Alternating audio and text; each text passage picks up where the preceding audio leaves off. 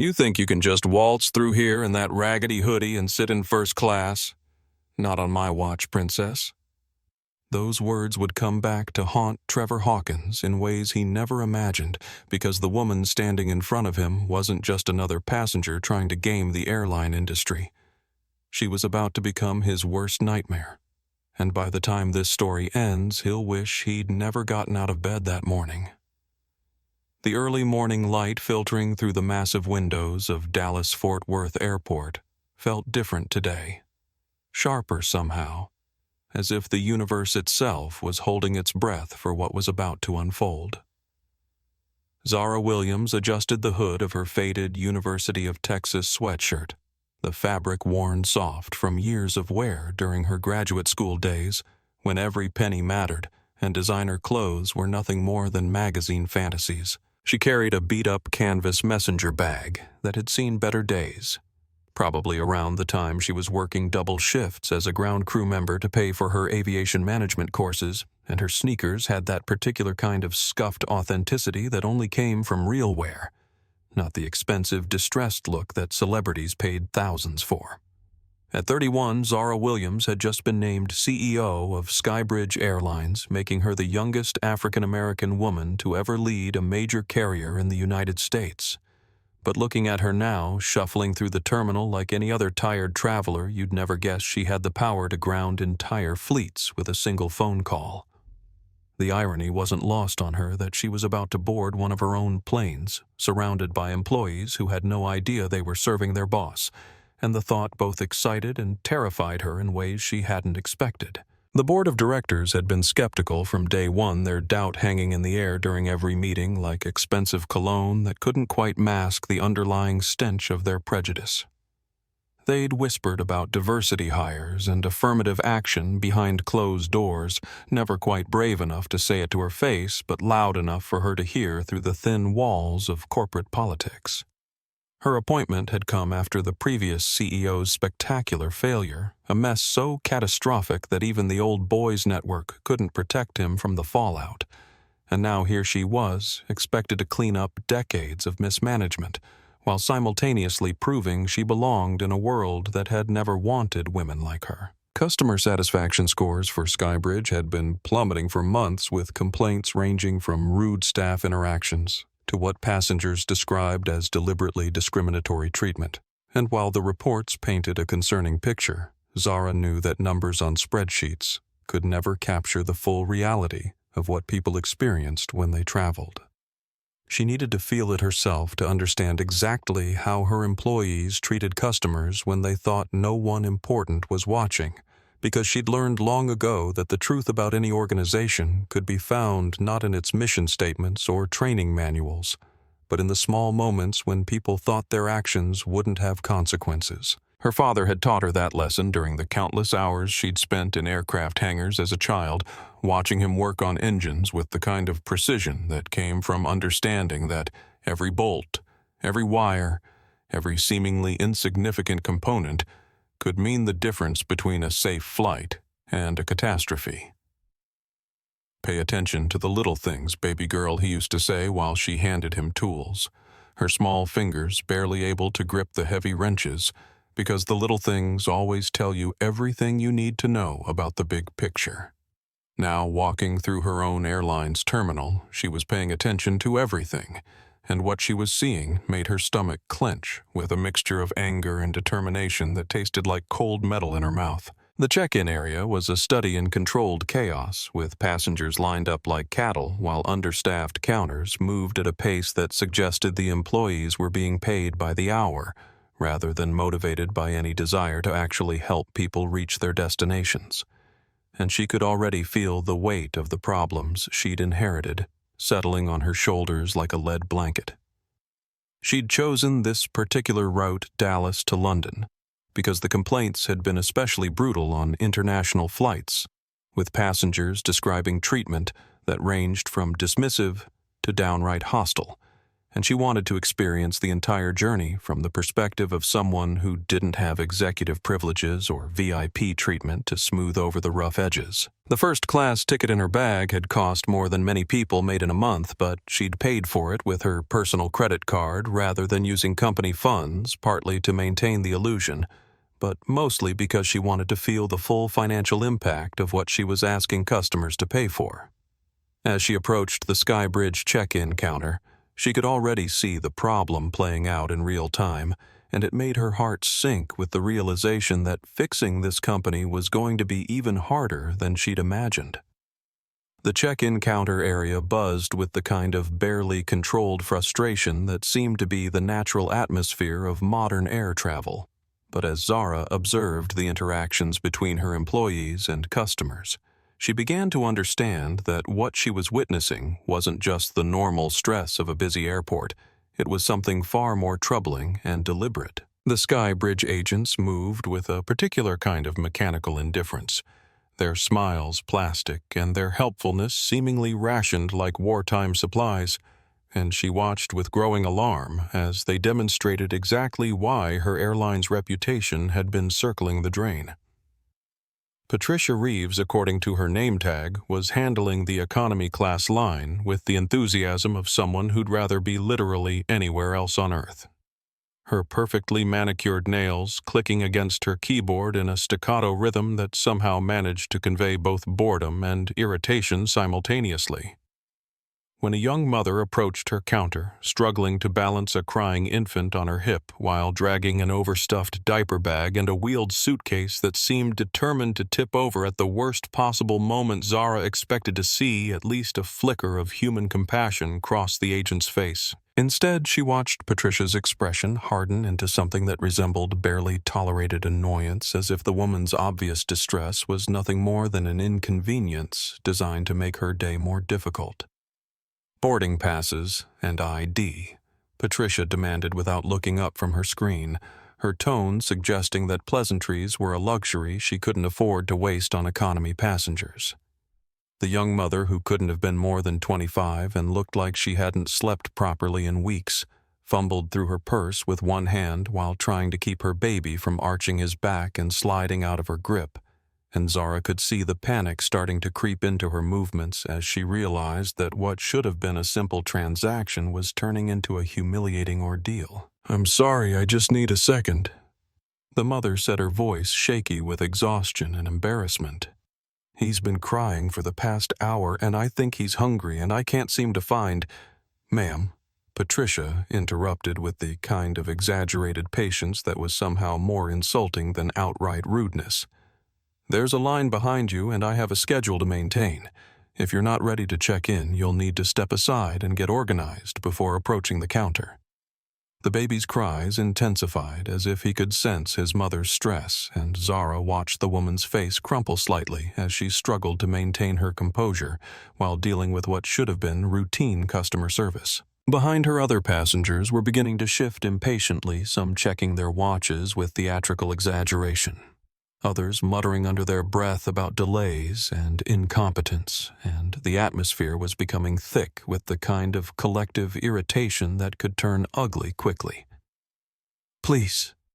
the mother said, her voice barely above a whisper. "Now, I just need help with the car seat check. The website said you could help me with the gate check process, and I've never flown with a baby before, and I don't understand." Patricia's sigh was audible from 10 feet away, and she made a show of looking at her computer screen as if the answer to world hunger might be hidden somewhere in the check-in system.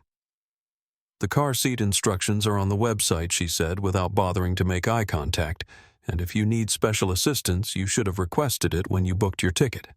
I can't hold up the entire line because you didn't prepare properly." Zara felt her hands clench into fists inside her hoodie pockets, and she had to actively remind herself that she was here to observe, not to intervene, even though every instinct she had was screaming at her to step forward and demand that Patricia treat this woman with the basic human decency that should have been the absolute minimum standard for customer service.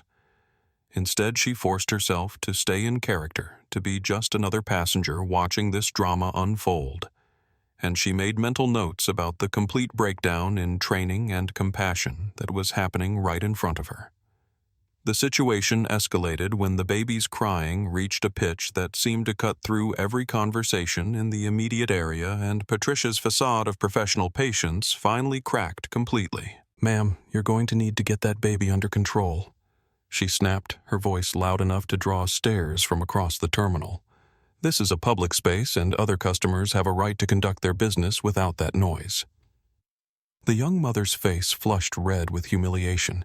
and something that looked dangerously close to rage, and for a moment Zara thought she might actually tell Patricia exactly where she could shove her customer service attitude, but instead she just gathered her baby closer to her chest and whispered something that might have been an apology. The sight of this exhausted woman apologizing for her infant's completely normal behavior while dealing with an employee who had clearly never been taught that empathy was part of her job description made Zara's blood pressure spike in ways that probably weren't healthy. When a supervisor finally appeared, summoned by Patricia's increasingly dramatic gestures and complaints about difficult passengers, Zara watched with grim fascination as the situation somehow managed to get even worse. Instead of offering assistance or attempting to de-escalate the tension, the supervisor immediately took Patricia's side, suggesting that perhaps the woman should consider rebooking her flight for a time when she could better manage her child's needs, as if flying with an infant was some kind of optional luxury rather than a sometimes unavoidable necessity of modern life. As Zara finally stepped forward to join the check-in line herself, she carried with her a growing sense of dread about what else she might discover during this journey. Because if this was how her employees treated customers in full view of dozens of witnesses, she could only imagine what happened in the more private moments of air travel, where accountability was even more limited. The TSA checkpoint at Dallas-Fort Worth felt like entering a different country, one where the rules were arbitrary, the authorities absolute, and the presumption of innocence was a luxury that had to be earned rather than a right that was guaranteed. And as Zara approached the security screening area, she could feel the atmosphere shift from the chaotic but manageable stress of the check-in process to something far more ominous and unpredictable.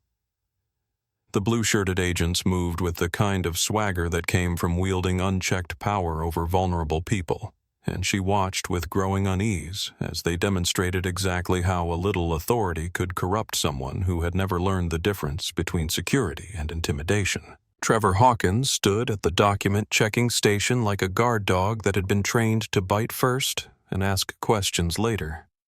his thick neck bulging over the collar of his uniform in a way that suggested he spent more time at the gym building muscle than he did at home. Reading policy manuals, and there was something in his eyes when he looked at passengers that reminded Zara of predators she'd seen in nature documentaries, the kind that picked out the weakest members of the herd, for reasons that had nothing to do with actual threat assessment. At 45,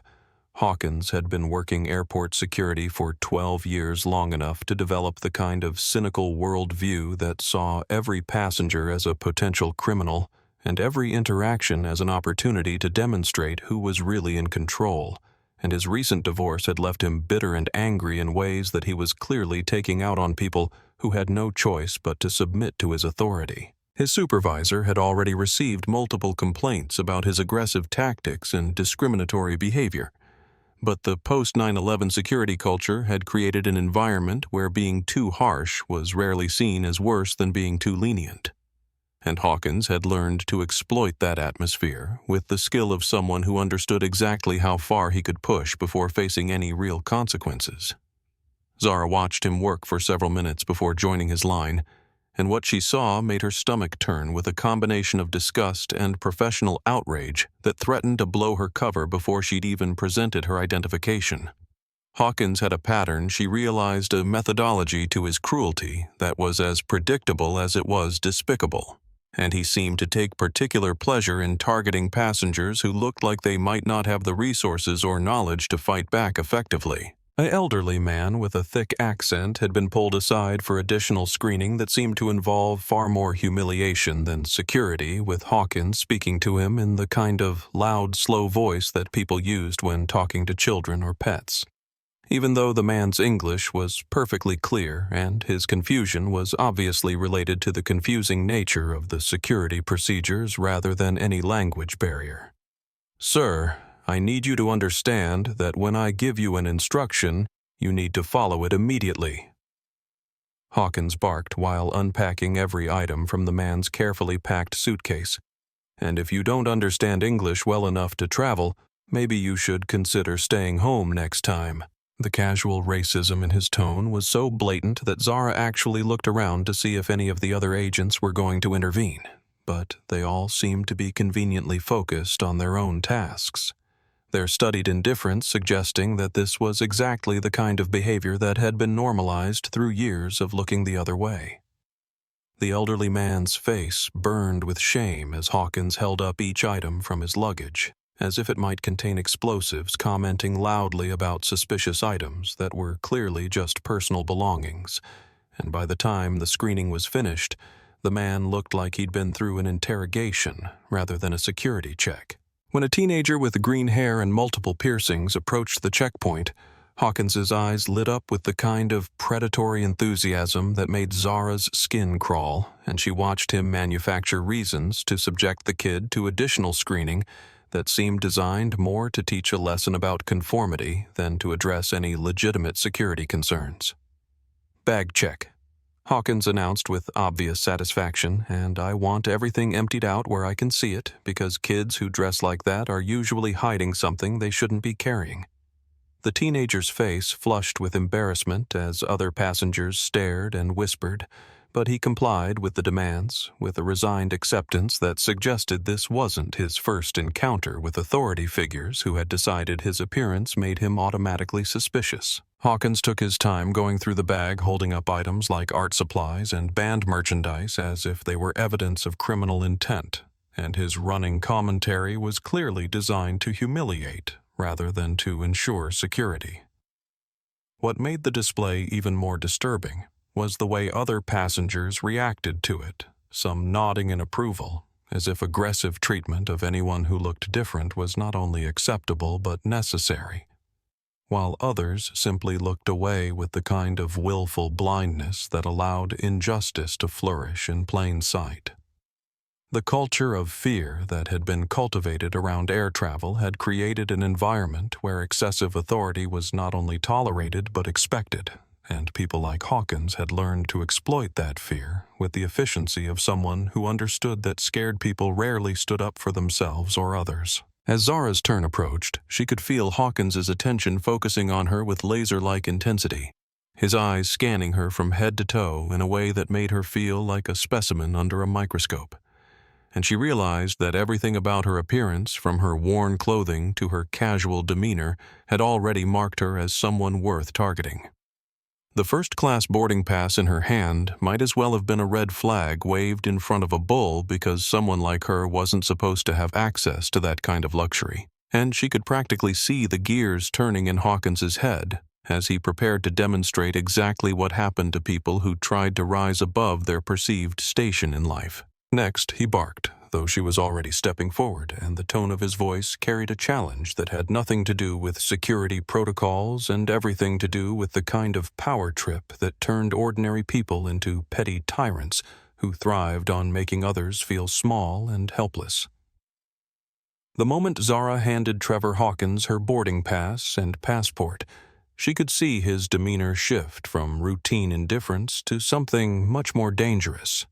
A predatory focus that made the air around them feel charged with the kind of electricity that preceded lightning strikes, and she knew with absolute certainty that what was about to happen had nothing to do with legitimate security concerns, and everything to do with a man who had decided that someone like her had no business sitting in first class. Hawkins held her boarding pass up to the light with theatrical suspicion,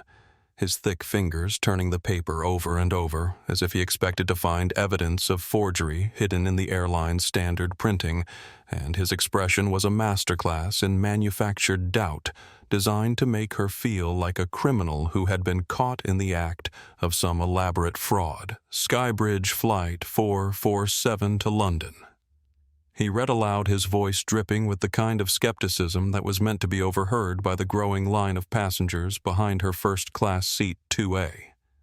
The way he said first class made it sound like an obscenity, as if the very concept of her occupying premium seating was so absurd that it required special emphasis, and Zara could feel the weight of other travelers' eyes on her back as they began to tune into what was obviously going to be some kind of confrontation. She maintained her composure with the discipline that had been drilled into her through years of navigating hostile boardrooms and skeptical investors, but inside she was making careful mental notes about every aspect of this interaction for the comprehensive report she was already planning to write. "Is there a problem with my ticket, officer?" she asked in the kind of calm, professional tone that had served her well in countless difficult situations. But she could see immediately that her composed response had only irritated Hawkins further, as if her refusal to be intimidated was somehow proof of guilt rather than evidence of innocence. Hawkins set the boarding pass down on his podium with deliberate force and picked up her passport, flipping it open to her photo page with movements that were unnecessarily rough, clearly designed to demonstrate his power over both her documents and her person. "This seat costs about $15,000. One way," he said, leaning forward across the podium so that his face was uncomfortably close to hers, his breath carrying the stale smell of coffee and something that might have been onions. "And I'm supposed to believe that you just casually dropped that kind of money for a transatlantic flight." The accusation hung in the air like smoke from a house fire, thick and choking and impossible to ignore, and Zara could hear murmurs starting up behind her as other passengers began to speculate about what kind of crime she might have committed to afford such luxury. The psychology of the moment was expertly crafted to make her feel isolated and vulnerable, surrounded by strangers who were being primed to see her as suspicious, and she realized that Hawkins had probably perfected this technique through years of practice on travelers who didn't have the resources or knowledge to fight back effectively. "I don't think my personal finances are subject to TSA review," she replied, keeping her voice steady even though her heart was beginning to race with a combination of anger and adrenaline that made her hands want to shake. "And I'm not sure what authority you have to question how I choose to spend my money." The response clearly wasn't what Hawkins had expected, and his eyes narrowed with the kind of focused malice that suggested he was preparing to escalate this confrontation to a level that would make her regret challenging his authority. Behind her, she could hear someone mutter something about entitled attitudes and people who don't know their place, and she realized that the crowd was beginning to turn against her exactly as Hawkins had intended. "Everything is subject to my review." Hawkins snapped, his voice rising loud enough to carry across the checkpoint area and draw the attention of agents at other stations. "And right now, I'm seeing a lot of red flags that suggest you might not be traveling with legitimate documentation or legitimate funds."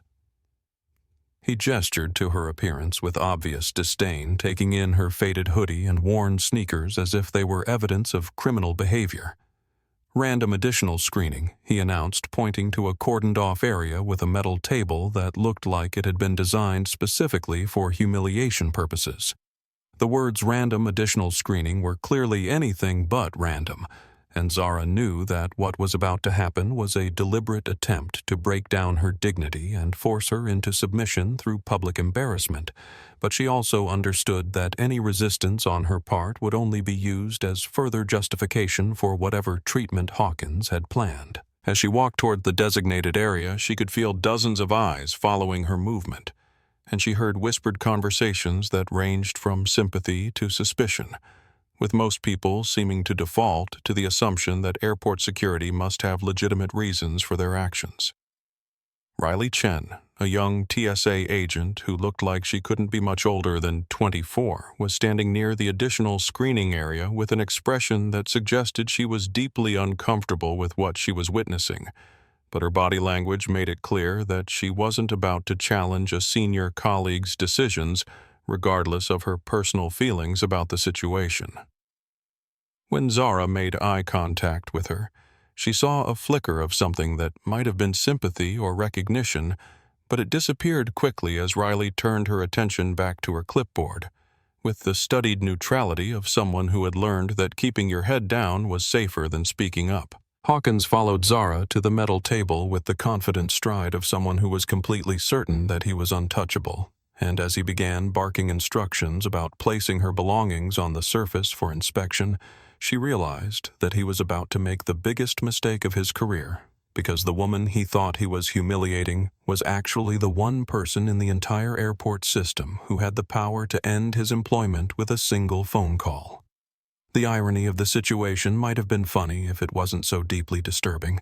but as Hawkins began his aggressive search of her personal belongings, treating each item like potential evidence in a criminal case, Zara focused on maintaining her cover while documenting every detail of what was happening for the reckoning that was inevitably coming. What happened next would be replayed millions of times across social media platforms, analyzed by legal experts, and cited in congressional hearings about abuse of power in federal agencies. But in the moment it was happening, it felt to Zara like watching her own dignity being systematically destroyed by someone who had confused authority with license to dehumanize anyone he deemed unworthy of respect. Hawkins dumped the contents of her messenger bag onto the metal table with unnecessary force, sending her laptop sliding dangerously close to the edge, while her personal belongings scattered across the surface like evidence at a crime scene, and his hands moved through her possessions with a roughness that seemed designed to demonstrate his complete disregard for both her property and her privacy. He held up her Harvard MBA diploma case, as if it were a piece of suspicious contraband, turning it over in his hands, while making exaggerated expressions of doubt that were clearly performed for the benefit of the growing crowd of onlookers. "Fancy diploma," he said with a sneer that made the achievement sound like something shameful, rather than the result of years of hard work and sacrifice. "I suppose you're going to tell me you earned this legitimately, too." The way he said legitimately carried implications that made several people in the crowd nod knowingly, as if they had been expecting exactly this kind of revelation about someone who had obviously been living above her means through questionable methods. Zara watched him handle the symbol of everything she had worked for with the same casual disrespect he might show to a piece of garbage, and she felt something cold and dangerous begin to crystallize in her chest, a fury so pure and focused that it almost scared her with its intensity.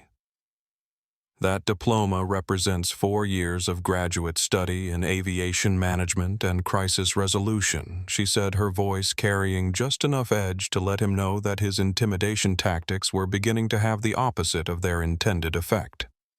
"And I'm not sure why you think educational achievements are relevant to airport security."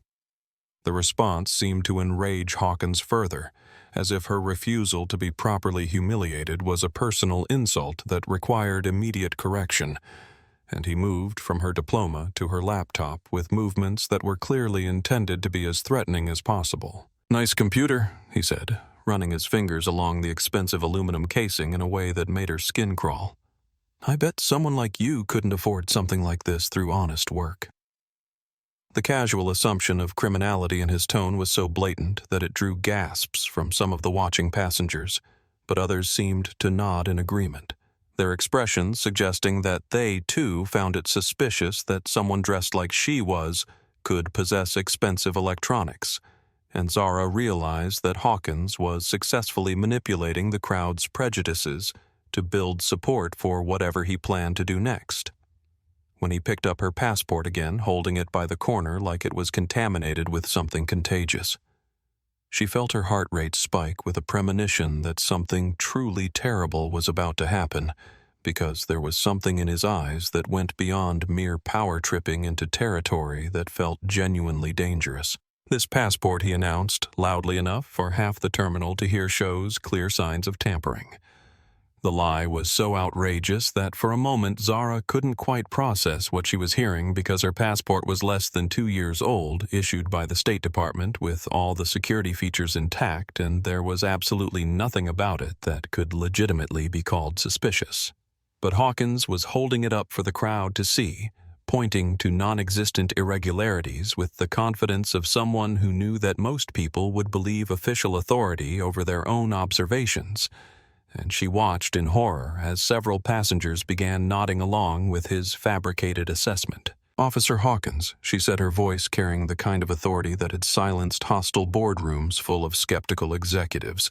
"that is a legitimate United States passport, issued by the Department of State. And if you're suggesting otherwise, I demand to speak with your supervisor immediately." But instead of being intimidated by her tone, Hawkins seemed energized by what he clearly saw as confirmation that he was dealing with someone who thought she was better than him, someone who needed to be taught exactly where she stood in the hierarchy of airport power structures. "I am the supervisor on this checkpoint." He lied smoothly, though everyone present could see the actual supervisor's name clearly displayed on the board behind him, and I determine what constitutes suspicious documentation. Riley Chin took a step forward. Her young face creased with obvious distress as she watched the situation spiral beyond anything that could be justified by legitimate security concerns. But when Hawkins shot her a look that promised career-ending consequences if she interfered, she stepped back with the defeated expression of someone who had learned that moral courage often came with professional costs that not everyone could afford to pay. "This passport," Hawkins continued, his voice rising to ensure maximum public humiliation, "is clearly fraudulent, and federal law requires me to confiscate and destroy any suspicious documents to prevent their use in further criminal activity." The words were complete fabrications, a twisted interpretation of regulations that bore no resemblance to actual TSA protocol, but they were delivered with such official-sounding authority that most of the watching crowd accepted them as legitimate procedure. Zara felt the world slow down around her as she realized what was about to happen, and she made one last desperate attempt to prevent the disaster that was unfolding before her eyes. "If you destroy my passport," she said, her voice carrying a warning that would have made anyone who knew her identity immediately back down, "you will regret it for the rest of your life." Hawkins paused for just a moment, seeming to consider whether there might be something he was missing. But then his face hardened with the stubborn determination of someone who had gone too far to turn back now, and he gripped her passport with both hands like he was preparing to break a piece of firewood. "Is that a threat?" he shouted, making sure everyone could hear his interpretation of her words. "Are you threatening a federal officer in the performance of his duties?" And then with a sound that seemed to echo through the entire terminal like a gunshot, he tore her passport completely in half, the blue cover separating from the identification pages with a violence that felt personal and deliberate. And as the pieces fell onto the metal table, like the remains of something that had been murdered, Zara understood that everything was about to change in ways that Trevor Hawkins could never have imagined. The silence that followed was deafening, broken only by the sound of someone in the crowd whispering, "Oh my God," and the distant hum of jet engines that suddenly seemed to be coming from another world entirely, because in this moment, in this space, there was nothing but the torn remains of federal property and the shocked faces of people who had just witnessed something that crossed every line of acceptable behavior, even in an airport environment where excessive authority had become normalized. Hawkins stood there holding the pieces of her passport with an expression of triumph that suggested he believed he had just won some kind of victory. But Zara was already reaching for her phone with the calm certainty of someone who was about to unleash consequences that would make his previous displays of power look like child's games in comparison. The phone call that would end Trevor Hawkins' career lasted exactly 37 seconds.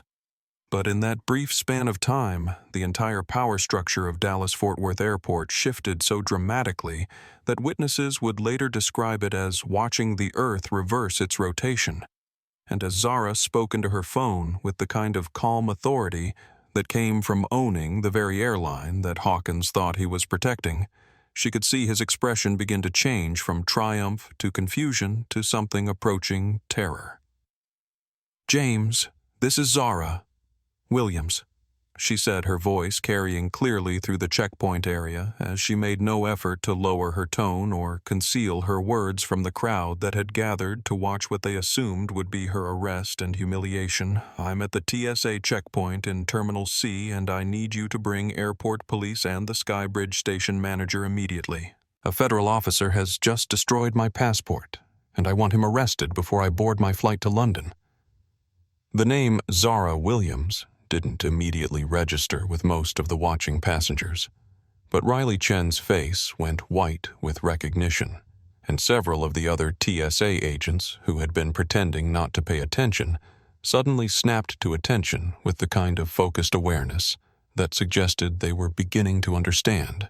that something very significant was happening. Hawkins, however, was still operating under the assumption that this was some kind of elaborate bluff designed to intimidate him into backing down from his legitimate exercise of authority. "Put the phone away," he barked with the same aggressive confidence he had been displaying throughout the encounter, reaching toward her as if he intended to physically confiscate her device. "You're under arrest for threatening a federal officer and attempting to use fraudulent documentation, and anything you say can and will be used against you in a court of law." But before he could complete whatever misguided arrest procedure he thought he was initiating, the atmosphere of the entire checkpoint began to shift as word spread through the terminal staff network that something unprecedented was happening. And within minutes, the sound of rapidly approaching footsteps echoed through the concourse as a group of people moved toward them with the kind of urgency that suggested this was no ordinary passenger dispute. James Rodriguez, chief of security for SkyBridge Airlines, was a man who looked like he had been carved out of granite and then taught to wear expensive suits. And when he appeared at the checkpoint, flanked by 2 airport police officers and Lisa Park, the SkyBridge station manager, his expression was so grim that even passengers who had been supporting Hawkins began to sense that perhaps they had misjudged the situation. Rodriguez moved through the security area with the kind of authority that came from decades in law enforcement and corporate security, and his eyes locked onto Zara's face with relief so obvious that it was visible from across the room. "Miss Williams," he said, his voice carrying the weight of professional respect and personal concern. "Are you injured?" The way he addressed her with the kind of deference that was reserved for people at the very top of corporate hierarchies sent a wave of confused murmuring through the crowd of onlookers, and Hawkins's face began to show the first signs of genuine uncertainty as he started to process the implications of what he was witnessing. "I'm fine, James," Zara replied, her composure never wavering, even though she was standing in the middle of an airport checkpoint with tomato juice stains on her hoodie and her personal belongings scattered across a metal table like crime scene evidence. But Officer Hawkins here seems to believe that destroying federal property is within his authority, and I'd like him to explain that belief to the appropriate legal authorities. Rodriguez turned his attention to Hawkins with the kind of focused intensity that made grown men confess to crimes they hadn't committed, and his voice carried the authority of someone who had spent years dealing with security threats far more dangerous than petty bureaucrats with power complexes. "Officer, did you destroy this woman's passport?" The question hung in the air like a challenge to single combat, and Hawkins's response demonstrated exactly how thoroughly he had misread the situation and miscalculated his position in the hierarchy of airport authority.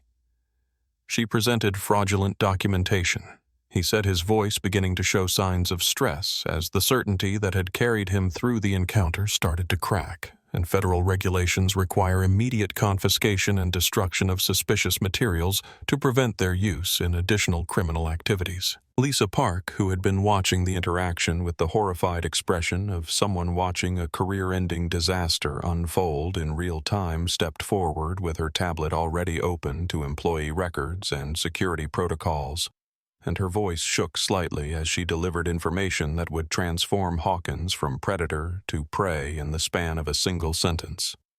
"Mr. Rodriguez," she said,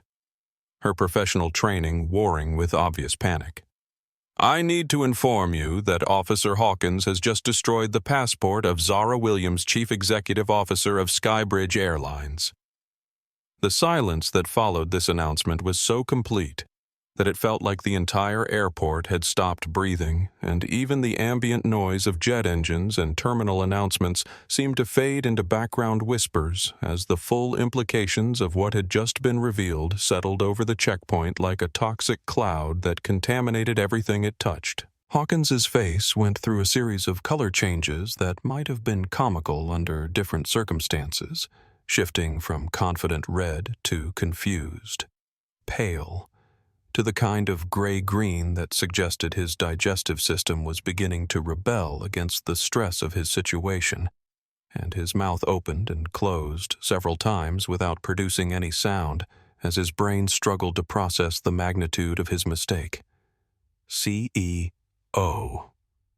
He finally managed to whisper the word coming out like a confession of guilt, and his eyes darted from Zara's face to her torn passport to the crowd of witnesses who were now staring at him with the kind of fascinated horror that people usually reserved for natural disasters and public executions. One of the airport police officers, Sergeant Martinez, stepped forward with handcuffs already visible on his belt, his expression professional but unmistakably satisfied as he prepared to arrest someone who had clearly abused his authority in ways that crossed every line of acceptable behavior. "Trevor Hawkins," he said in the formal tone reserved for official law enforcement actions, "you are under arrest for destruction of federal property and civil rights violations, and you have the right to remain silent." As the handcuffs clicked shut around Hawkins's wrists, Zara picked up the torn pieces of her passport with movements that were deliberate and dignified, and she looked directly into the eyes of the man who had thought he could humiliate her with impunity, her voice carrying the quiet authority of someone who had just demonstrated exactly what happened when people mistook kindness for weakness and position for power. 3 hours later, equipped with emergency travel documents that had been expedited through diplomatic channels faster than most people could get a pizza delivered, Zara walked down the jet bridge toward SkyBridge. Flight 447. With the measured pace of someone who was about to conduct the most important performance review of her career, because while Trevor Hawkins had been the most obvious problem in her customer experience journey, she had a growing suspicion that the rot in her company extended far beyond a single rogue TSA agent with authority issues and poor judgment. The Boeing 777 stretched before her like a metallic cathedral, its first-class cabin appointed with the kind of luxury that was supposed to justify the astronomical ticket prices that passengers paid for the privilege of traveling in comfort. But as she approached the aircraft door where the cabin crew waited with their practiced smiles and choreographed welcome routines, she could already sense the subtle undercurrents of judgment and assumption that had become embedded in the culture of premium air travel. Diana Cole stood at the entrance with the posture of someone who had been performing customer service theater for nearly 2 decades, her uniform immaculate and her smile bright enough to power the aircraft's interior lighting. But there was something in her eyes when she looked at Zara that suggested the same kind of prejudgment that had led to the disaster at the security checkpoint. At 38, Cole had worked her way up to senior flight attendant through a combination of competence and politics, and she had developed the kind of finely tuned sense for passenger hierarchies that allowed her to calibrate her service level based on assumptions about who deserved priority treatment. "Boarding pass, please," Cole said with the kind of professional courtesy that managed to sound both welcoming and slightly condescending. And when she saw the first-class designation on Zara's ticket, her eyebrows rose with just enough surprise to make it clear that someone dressed in a faded hoodie wasn't what she expected to see in the premium cabin. As Zara made her way to seat 2A, she could feel the eyes of the other first-class passengers tracking her movement with the kind of curious hostility that suggested they too were making judgments about whether she belonged in their exclusive space. And she settled into her leather seat with the growing realization that the problems she had come to investigate extended far beyond ground operations into the heart of her airline's customer service culture. The first-class cabin was undeniably beautiful, with its warm lighting and carefully curated atmosphere of exclusivity. But as Zara observed the interaction between crew members and passengers, she began to understand why customer satisfaction scores had been declining even among travelers who were paying premium prices for supposedly premium service. The crew moved through their routines with mechanical precision, but their warmth and attention seemed to be rationed based on assumptions about passenger status that went far beyond official frequent flyer rankings. She watched Diana Cole fawn over Mr. Caldwell in seat 3A. A man whose expensive suit and obvious comfort with first-class amenities had immediately marked him as someone worthy of extra attention, while virtually ignoring Mrs. Patterson in seat 1F, an elderly woman whose modest dress and nervous demeanor had apparently placed her in the category of passengers who were tolerated rather than celebrated. The differential treatment was subtle but unmistakable, delivered through micro-expressions and body language that spoke volumes about the underlying attitudes that shaped customer interactions. When Cole finally approached her seat, the contrast in service style was so dramatic that it might have been part of a training video about what not to do in customer service situations, because instead of the warm efficiency that other passengers received, Zara was treated to a performance of barely concealed irritation wrapped in the thinnest veneer of professional obligation. "Can I get you something to drink before takeoff?" Cole asked, her tone suggesting that any request would be an imposition on her valuable time, and when Zara politely asked for sparkling water, the flight attendant's sigh was audible enough to draw looks from nearby passengers who were beginning to sense that something unusual was happening in their exclusive environment. What she discovered over the next few hours of careful observation was a pattern of behavior that extended far beyond simple rudeness into territory that bordered on discriminatory treatment, based on assumptions about passenger worthiness that had nothing to do with actual service standards or company policies. Cole and her fellow crew members had developed an elaborate hierarchy of attention that prioritized passengers based on appearance, perceived wealth, and subjective judgments about who deserved their best efforts, and they delivered this differential treatment with the kind of casual confidence that suggested they had never been challenged or held accountable for their choices. The real revelation came when Zara witnessed Cole's interaction with the duty-free cart, because what she saw was not just poor customer service but actual criminal behavior disguised as routine operations. And she realized that her airline had been harboring employees who saw their positions not as opportunities to serve customers, but as platforms for personal enrichment at company expense. As the flight progressed and the crew's true character became increasingly apparent, Zara found herself documenting a pattern of corruption and discrimination that went far beyond anything she had imagined when she started this undercover investigation, and she began to understand that fixing SkyBridge Airlines was going to require much more than policy changes and training programs.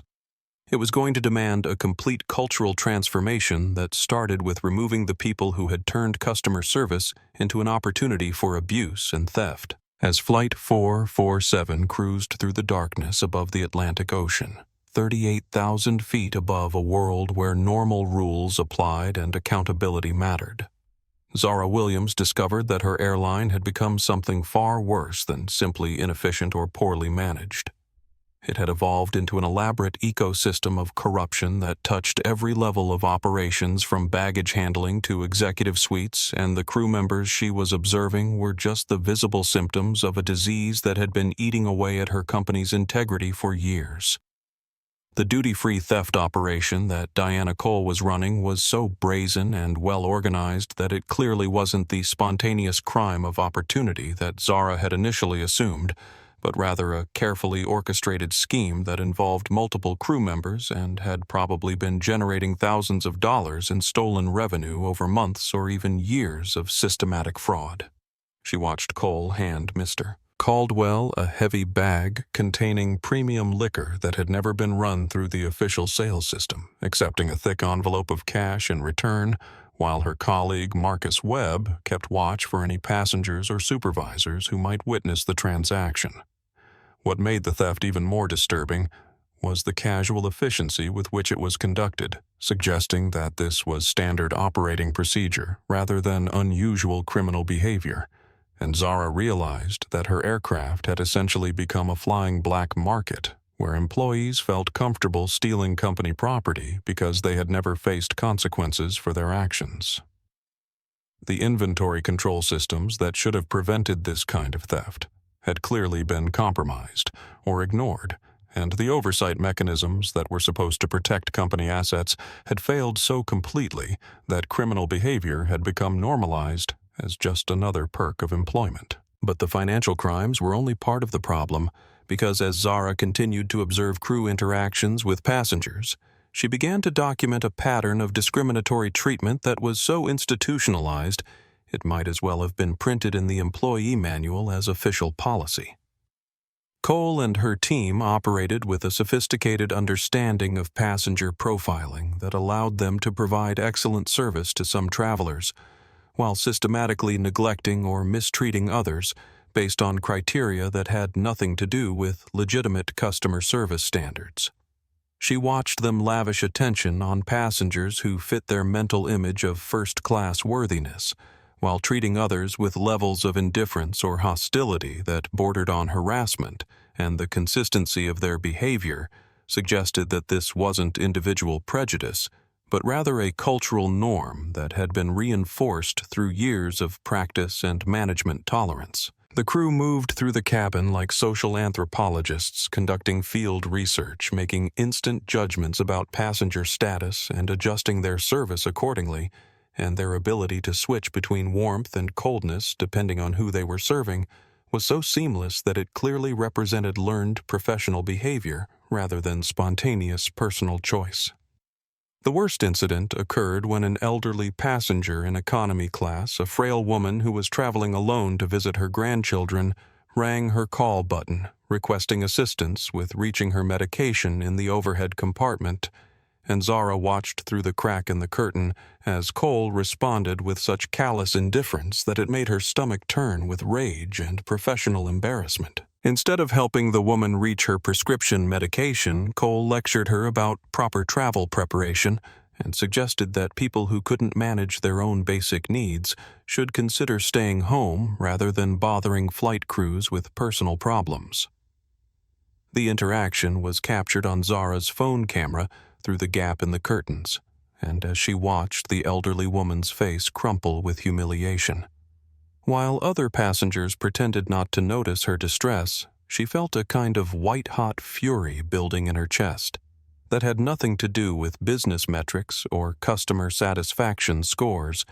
and everything to do with basic human decency and the fundamental responsibility that came with wearing a SkyBridge uniform. What truly horrified her was the realization that this behavior wasn't aberrant, but rather representative of company culture that had been allowed to develop unchecked for years, while executives focused on financial performance and market share, rather than the basic question of whether their employees were treating customers with the respect that every human being deserved regardless of their economic status or personal appearance.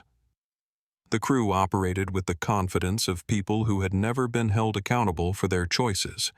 and their casual cruelty suggested institutional problems that went far beyond individual character flaws. When Cole deliberately spilled tomato juice on her during what was supposedly routine beverage service, creating a mess that stained her clothes and ruined her laptop while making it appear accidental to other passengers, Zara understood that she was witnessing the kind of calculated malice that could only flourish in an environment where abuse of power was tolerated or even encouraged by management systems that prioritized employee convenience over customer dignity. The assault was so carefully orchestrated that it would have been impossible to prove as intentional misconduct to anyone who hadn't been specifically watching for signs of discriminatory behavior, and Cole's immediate accusations of intoxication and disruptive conduct were delivered with the practiced efficiency of someone who had used similar tactics before to discredit passengers who complained about poor treatment. The psychological manipulation was expertly crafted to isolate Zara from potential supporters among other passengers, while providing Cole with plausible deniability if the incident ever became subject to official investigation. As the flight continued its journey across the ocean toward what would become a reckoning that would transform SkyBridge Airlines forever, Zara sat in her stained clothes, documenting every detail of what she had witnessed, and she began to understand that the problems she had uncovered weren't going to be solved through conventional management approaches, but would instead require the kind of comprehensive cultural transformation that could only be achieved by removing everyone who had been complicit in creating and maintaining an environment where corruption and discrimination had become accepted parts of daily operations. The descent into Heathrow Airport felt like preparing for battle, because as the wheels of Flight 447 touched down on the rain-slicked runway in the gray London morning, Zara Williams knew that she was about to orchestrate the kind of corporate reckoning that would send shockwaves through the aviation industry and demonstrate to her employees, her board of directors, and the traveling public that the culture of corruption and discrimination she had witnessed was about to end with the finality of a guillotine blade. She had spent the final 2 hours of the flight documenting every detail of what she had observed and experienced, creating a comprehensive record of criminal behavior and discriminatory treatment that would serve as evidence in the legal proceedings that were already being prepared by her legal team back in Dallas. And as the aircraft taxied toward the gate, she could feel the weight of responsibility settling on her shoulders like a cloak made of steel and righteous anger. Diana Cole moved through the cabin with the satisfied demeanor of someone who believed she had successfully put an unworthy passenger in her place.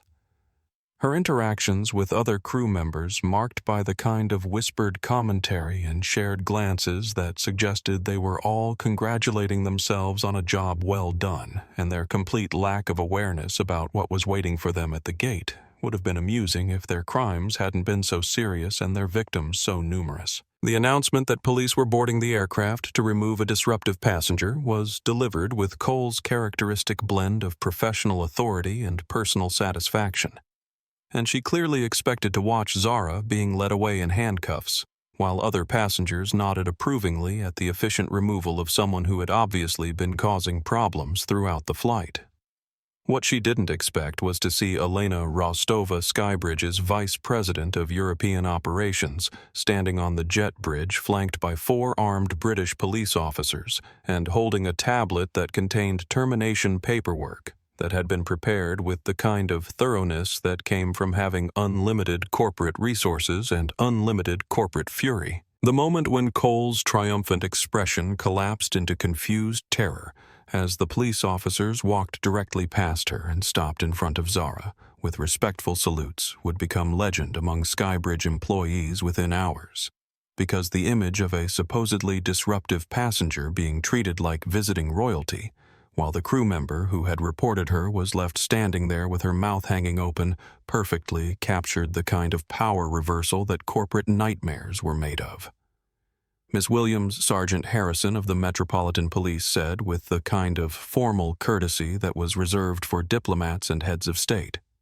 "We've received your report regarding theft and assault, and we're prepared to take the individuals responsible into custody." His words hung in the cabin air like the smoke from a bombed building, and as their implications settled over the crew members who had participated in what they thought was consequence-free criminal behavior,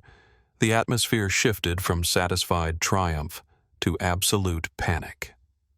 Elena Rostova stepped forward with the tablet containing legal documents that would end multiple careers simultaneously, her expression carrying the kind of cold professional fury that came from discovering that employees she had trusted had been systematically destroying her company's reputation while stealing from both the corporation and its customers.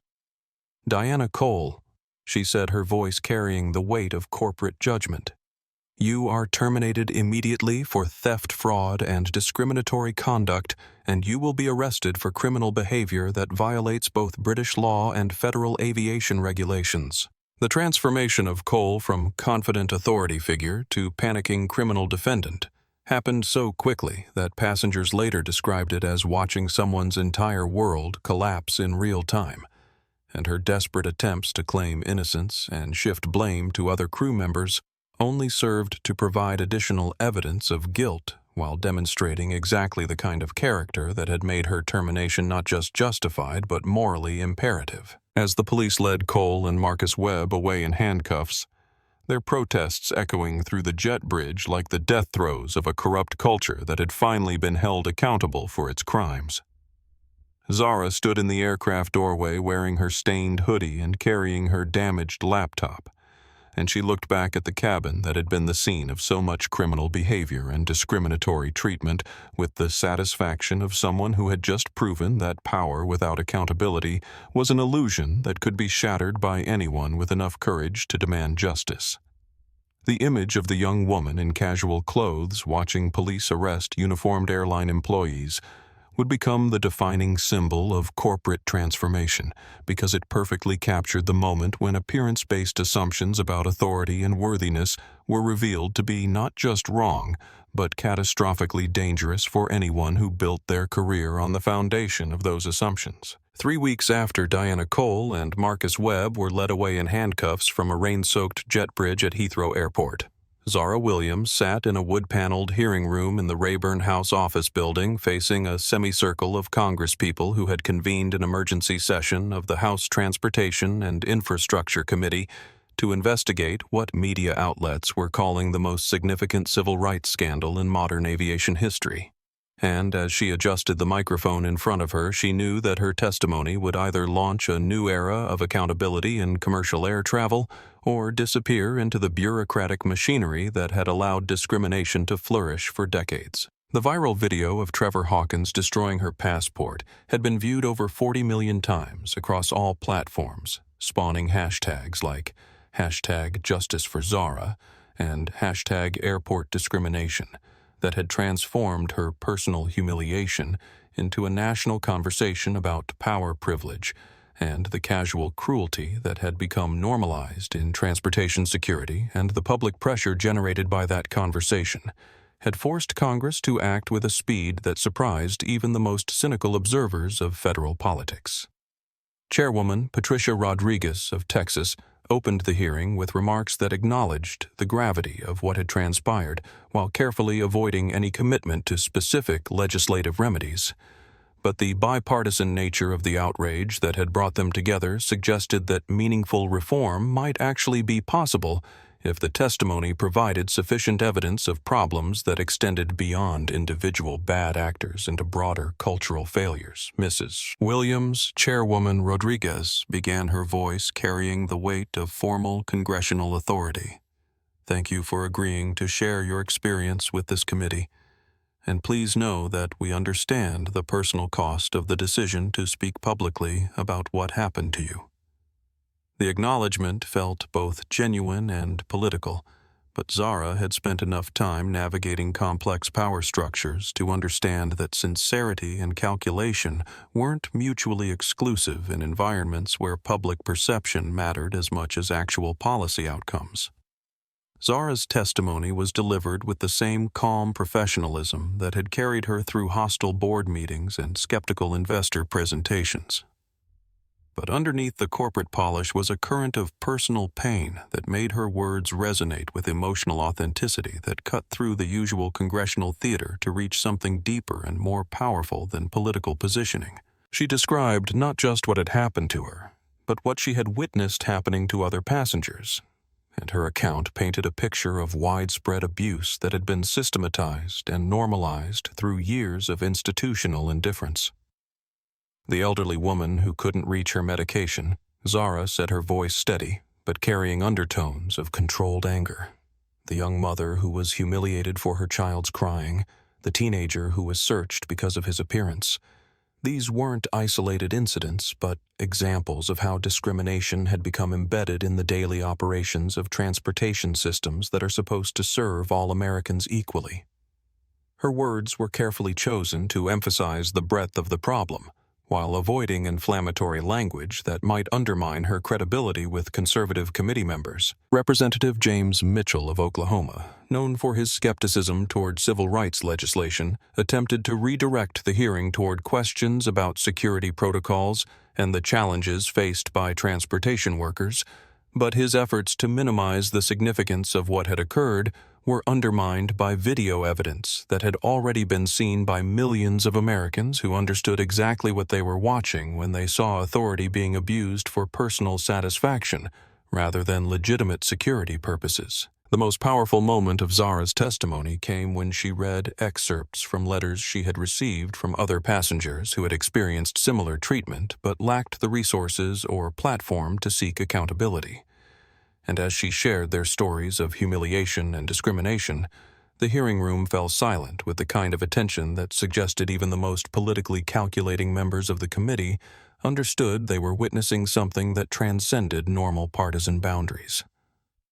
Dr. Marcus Thompson, a civil rights expert from Georgetown University, who testified after Zara provided historical context that connected her experience to longer patterns of discriminatory enforcement that had characterized American transportation since the era of segregation, and his academic analysis helped committee members understand that what they were investigating wasn't just individual misconduct, but the persistence of cultural attitudes that had never been fully addressed or corrected. When Representative Sarah Chen of California asked Zara what specific legislative changes she would recommend, her response demonstrated the kind of practical leadership that had made her successful in corporate environments while addressing the broader social implications of transportation discrimination. We need oversight mechanisms that include regular auditing of passenger treatment data, mandatory bias, training for all customer-facing employees, and federal funding tied to measurable improvements in service equity, she said, offering concrete solutions rather than merely documenting problems. The hearing concluded with testimony from Trevor Hawkins himself, who appeared in his federal prison uniform to offer what his attorney described as remorse for his actions. But his words rang hollow against the documented evidence of his pattern of abusive behavior, and his presence served mainly to illustrate the personal consequences that could follow from the kind of unchecked power that had characterized too many transportation security interactions. As Zara walked out of the hearing room surrounded by reporters and advocacy group representatives who wanted to continue the conversation about aviation reform, she felt a mixture of exhaustion and hope that reflected both the personal cost of becoming the face of a national movement and the possibility that her experience might actually lead to changes that would protect other travelers from the kind of treatment she had endured. The transformation of SkyBridge Airlines from a company that tolerated discrimination and theft into an industry leader in customer service excellence happened with the kind of systematic thoroughness that could only be achieved when unlimited corporate resources were directed by unlimited determination to change fundamental organizational culture. And within 6 months of Zara's congressional testimony, every aspect of airline operations had been restructured around principles of dignity, respect, and accountability that were enforced through mechanisms designed to make backsliding impossible. The Dignity First initiative that Zara launched immediately upon her return from London wasn't just another corporate diversity program with impressive-sounding goals and minimal enforcement mechanisms,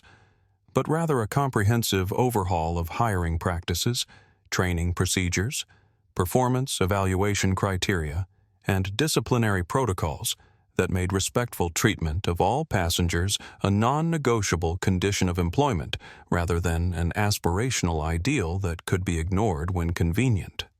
Every SkyBridge employee, from baggage handlers to senior executives, was required to complete 40 hours of intensive bias awareness training that was developed in partnership with civil rights organizations and delivered by facilitators who understood that changing behavior required more than just information transfer, but actual psychological work to identify and challenge unconscious assumptions about who deserved respect and courtesy. Riley Chen, the young TS, an agent whose moral courage had led her to provide testimony about Trevor Hawkins' pattern of discriminatory behavior, was recruited by SkyBridge to head their new passenger advocacy department, a position that gave her authority to investigate complaints,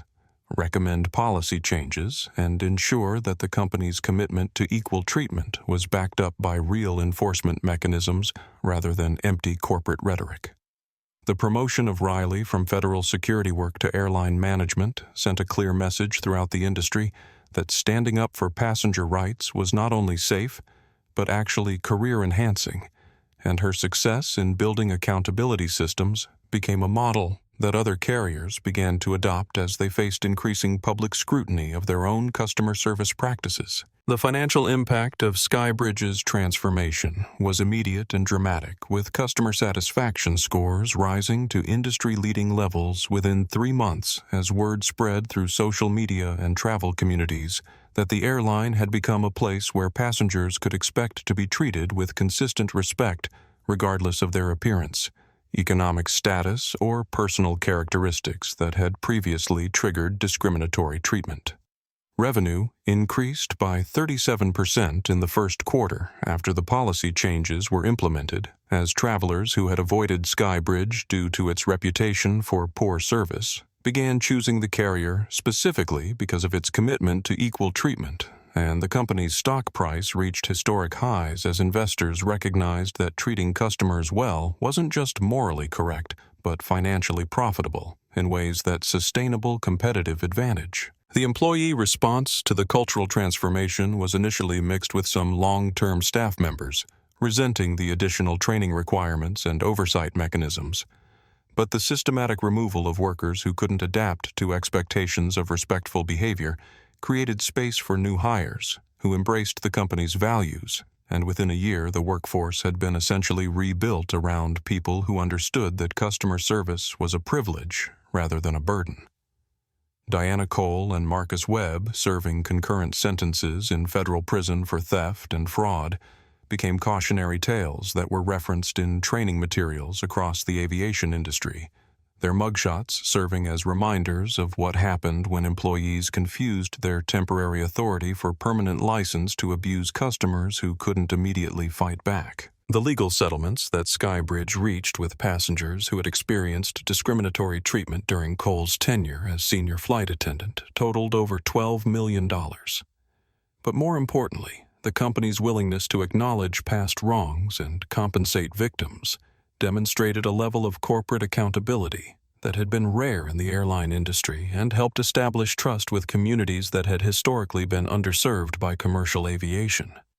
Zara's leadership during the transformation process was characterized by the same hands-on approach that had led to her undercover investigation with regular unannounced flights on SkyBridge aircraft to monitor service quality and employee behavior, and her continued willingness to experience her company's operations from the customer perspective ensured that the cultural changes were maintained rather than allowed to deteriorate once media attention moved to other issues. The ripple effects of SkyBridge's transformation extended far beyond a single company as competitor airlines faced increasing pressure from customers, employees, and shareholders to demonstrate their own commitment to equal treatment, and the SkyBridge standard became a benchmark that was referenced in industry publications, regulatory discussions, and business school case studies as an example of how leadership courage could create both social value and financial success.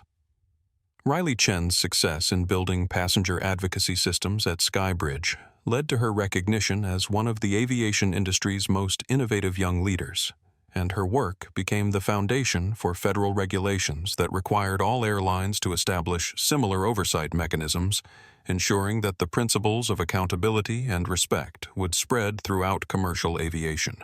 rather than remaining isolated achievements at a single carrier. 2 years after Trevor Hawkins had torn Zara Williams' passport in half at Dallas-Fort Worth Airport, the aviation industry bore little resemblance to the culture of casual discrimination and unchecked authority that had characterized commercial air travel for decades,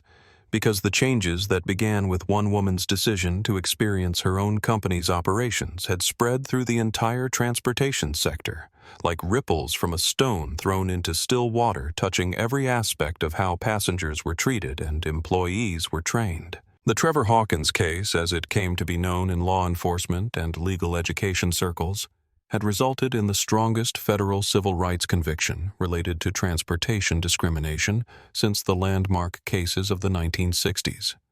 And his 18-month prison sentence served as a deterrent that fundamentally altered how security personnel across the country approached their interactions with travelers, because the possibility of serious personal consequences had replaced the previous assumption that abuse of authority would be tolerated or ignored. Hawkins himself, upon his release from federal prison, had undergone what could only be described as a complete personal transformation, partly due to mandatory counseling programs, but mostly due to the humbling experience of learning what it felt like to be powerless in the face of institutional authority,